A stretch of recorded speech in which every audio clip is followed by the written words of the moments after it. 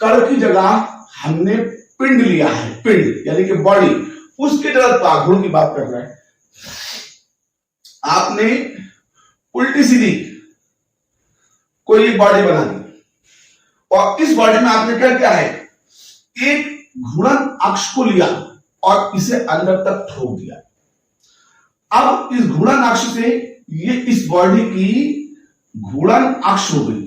मान लीजिए जैसे कुमार का कोई चौक बना रहा है जिससे वो मिट्टी के बर्तन बनाता है, या घरेलू हाथ से आटा पीसने वाली चक्की है। अब इससे इस बॉडी में पार्टिकल होंगे, तो कोई पार्टिकल घूर्णन के पास होगा, कोई दूर होगा, कोई और भी दूर होगा, ठीक है। इस तरीके से इस बॉडी में ढेर सारे पार्टिकल होंगे जिन्हें गिन पाना नामुमकिन है।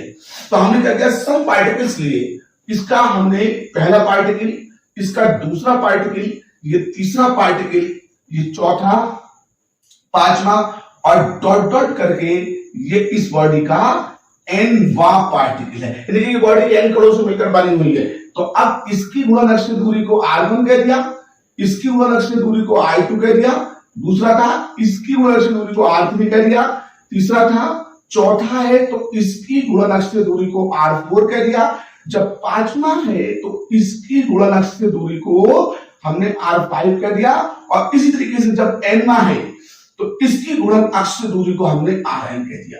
अब पहला पार्टिकल है, उसके द्रव्यमान को m1, दूसरा है m2, तीसरा है m3, चौथा है m4, ठीक है भाई, और पांचवा है m5। तो इस तरीके से हमने इनके द्रव्यमानों को भी कह दिया है। तो अब आपने क्या देखा, एक बॉडी मैंने बनाई है जिसकी गुणन अक्ष ओली है और इस बॉडी को n कणों से मिलकर बना गया है। एवरी पार्टिकल्स आर, ठीक है, different position in body. Her particle जो है वो बॉडी के अंदर एक अलग स्थिति रखता है। तो हमने उस पार्टिकल की स्थिति और उसकी दूरी को भी अलग अलग दर्शाया है। अब हमने क्या किया, कण का जड़त्व आघूर्ण जानते थे, तो इस कण के जड़त्व आघूर्ण से एक एक करके अब हम सब कणों को निकालेंगे। तो पहले, दूसरे, तीसरे, तो पहले कण का जड़त्व आघूर्ण निकालेंगे आप। पहले कण का जड़त्व आघूर्ण, मूवमेंट ऑफ इनर्शिया, ठीक है, आप पहले कण के लिए निकालें। तो I पे 1 लगा दे, द्रव्यमान m है उसमें 1 लगा दे, दूरी r है उसमें 1 लगा के स्क्वायर कर दे। तो इसी तरीके की बात को, ठीक है, दूसरे, तीसरे, चौथे, पांचवें n कणों तक निकालें। तो आप क्या करें, इसी प्रकार जैसे मैंने पहले का लिखा है, इसी प्रकार दूसरा, तीसरा, चौथा और कहां तक, n कणों तक चले जाए। जब n तक जाएंगे तो दूसरे की बात लिखेंगे तो I पे 2, m2 और I2 स्क्वायर होगा। तीसरे की बात लिखेंगे I पे 3, m3 और R3 स्क्वायर होगा। और अब जब आप n की बात करेंगे तो I पे n, ठीक है, m पर n और Rn स्क्वायर हो जाएगा। इस तरीके से पूरी बॉडी में सभी कणों के अलग अलग आ गए। अब आप जब पूरे पिंड की बात करेंगे, पूरी बॉडी की, होल बॉडीज, तो पूरे पिंड का जड़त्व आघूर्ण लिखें। तो पूरे पिंड के जड़त्व आघूर्ण को I से रिप्रेजेंट करें।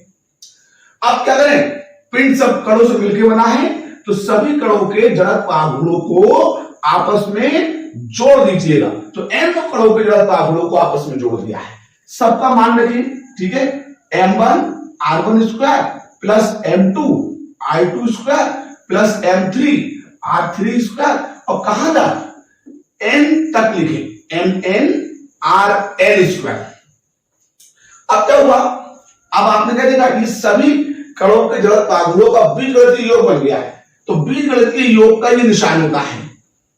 अब कण कितने हैं, ठीक है, 1 से लेके n तक, ये लिमिट लग गई। अब है क्या, जड़त्व आघूर्ण, तो mn और Rn स्क्वायर, इनके आखिरी वाला पद लिख देते हैं। तो ये बराबर किसके आ गया, I के आ गया। अब यहां से इसकी डेफिनेशन देंगे आप।